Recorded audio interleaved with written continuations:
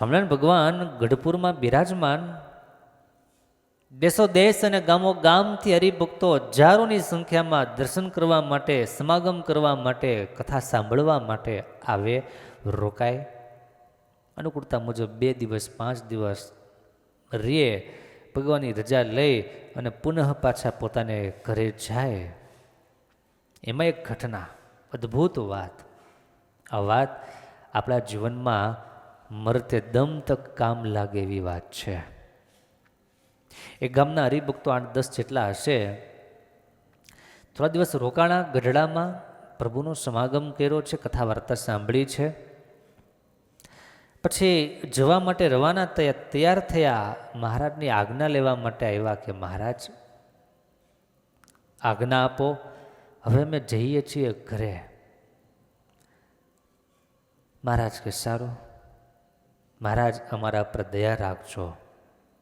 આપણે એમ કહીએ ને, ભગવાનની પાસે જઈએ, ભગવાનના સંતોની પાસે જઈએ ત્યારે અચૂક નિર્માની થઈને સેવક ભાવે દાસત્વ વૃત્તિએ કરી અને 2 હાથ જોડી એટલી પ્રાર્થના અવશ્ય થાય ભગવાનના સંતોને કે મા બાપ અમારા પર દયા દૃષ્ટિ રાખજો, કાયમ માટે કૃપા આપની વરસાવજો.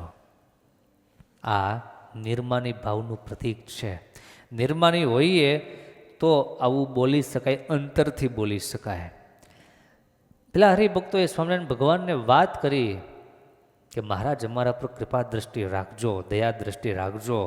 મહારાજ હરિભક્તોની સામે જોઈને હરિભક્તોને કે હરિભક્તો હા હા, પણ તમે એક દયા દ્રષ્ટિ રાખજો, કૃપા દ્રષ્ટિ રાખજો. હરિભક્તો કે હારું મહારાજ, સમજ્યા નહીં કાંઈ, પણ હારું કહી દીધું. દાદાના દરબારમાંથી બહાર નીકળી ગયા, ગામની સીમમાં પહોંચી ગયા અને ત્યાં એક હરિભગતને સંકલ્પ થયો. એટલે ઊભા રહ્યો તો કે શું? મને કંઈક યાદ આવ્યું. કે શું યાદ આવ્યું? યાદ આવ્યું તો પણ હાલતા હાલતા વાત કરી, કેમ નહીં ઊભા રહ્યો? બોલો. આપણે જ્યારે મહારાજની રજા લેવા માટે ગયા, આપણે મહારાજને એમ કીધું કે મહારાજ દયા દ્રષ્ટિ રાખજો, કૃપા રાખજો. આપણે તો ભગવાનના સેવક માટે આપણે ભગવાનને પ્રાર્થના કરીએ, પણ ભગવાને આપણને સામે એમ કીધું કે દયા દ્રષ્ટિ રાખજો, કૃપા દ્રષ્ટિ રાખજો. તે ભગવાને આવું કેમ કીધું આપણને? આપણે ભગવાન ઉપર દયા દ્રષ્ટિ કેમ રાખી શકીએ? આપણે હારું હારું કરીને નીકળી ગયા, પણ મહારાજને પૂછ્યું નહીં. અને મોટે ભાગે સમાજમાં એક એવી વાત છે કે મોટા ભાગના માણસો સાંભળતા નથી, સાંભળતા હોય એ સમજતા નથી, અને સમજતા હોય એ સ્વીકારતા નથી. સમજણ ભરેલું શ્રવણ એ તો બહુ ઓછા માણસોને એવી ટેવ હોય કે જે શબ્દ બોલાતા હોય એ પ્રત્યેક શબ્દને સમજવાનો પ્રયાસ કરતા હોય, બાકી બધું માથેથી જતું હોય. કથા વાર્તામાં હજારો માણસો બેઠા હોય, પણ એમાં એકાગ્રતાથી ધ્યાનપૂર્વક વર્ડ ટુ વર્ડ વિચાર કરનારા બહુ ઓછા હોય છે. આ વાત સાંભળીને આપણે એવો આગ્રહ ખાસ રાખીએ કે જે સાંભળતા હોય ત્યારે આપણી વૃત્તિ પ્રોપર ત્યાં જળવાયેલી રહે અને એના પર આપણે વિચાર કરીએ, આપણા જીવનમાં અપ્લાય કરીએ તો શ્રવણ સાર્થક છે, તો સાંભળેલું એ સાર્થક છે. નહીં તો શબ્દને શાસ્ત્રમાં આકાશનો ભાગ કહેવામાં આવ્યો છે. આ તમે જેટલા શબ્દો સાંભળ્યા, મેં જે શબ્દો બોલ્યા, એ તમામ શબ્દો બીજી ક્ષણે આકાશનો ભાગ બની જાય. એ બધા જ શબ્દો આકાશમાં લીન થઈ જાય છે. તે મહારાજે આપણને એમ કેમ કીધું કે કૃપા દ્રષ્ટિ રાખજો? કે એ વાત તમારી ખરી, આપણે મહારાજને પૂછવું જોઈએ. તો હાલો પાછા. તે સીમમાંથી સંઘ પાછો આવ્યો, મહારાજને દંડવટ કર્યા. મહારાજ કે કેમ પાછા આવ્યા? મહારાજ અમને એક સવાલ થયો છે. મહારાજ કે બોલો.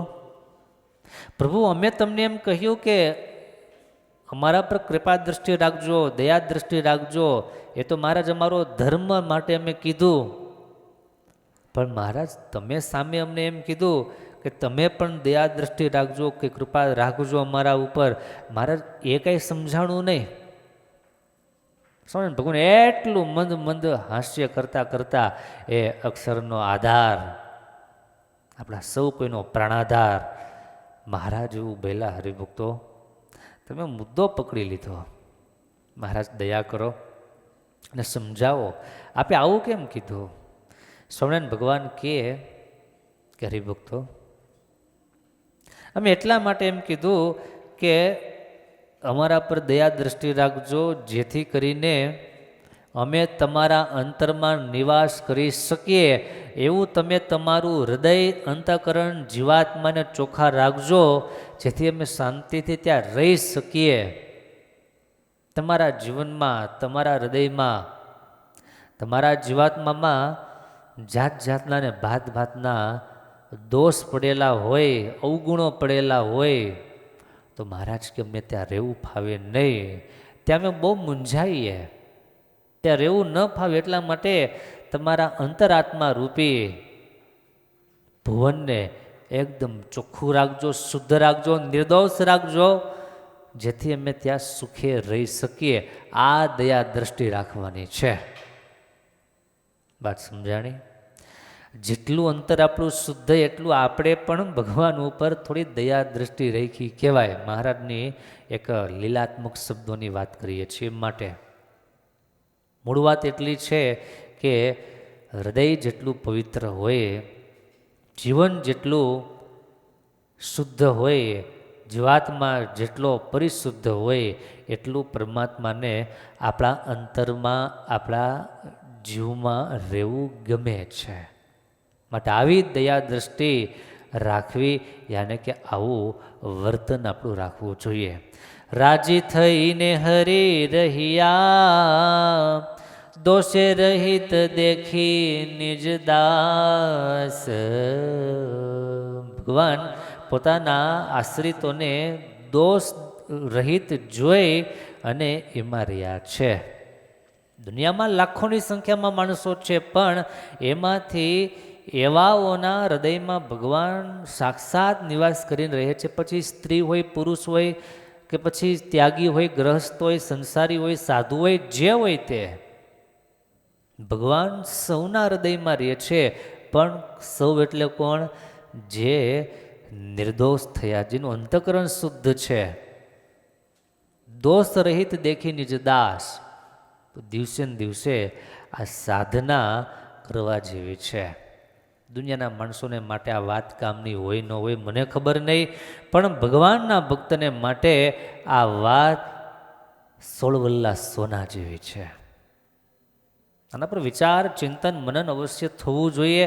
આ વાત ઉપર થોડો આગ્રહ રાખી અને જીવને નિર્દોષ કરવાનો પ્રયાસ સતત કરતા રહેવો જોઈએ.